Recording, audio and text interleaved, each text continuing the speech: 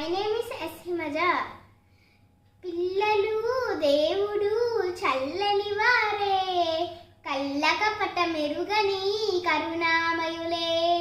పిల్లలు దేవుడు చల్లని వారే, కళ్ళకపట మెరుగని కరుణామయులే.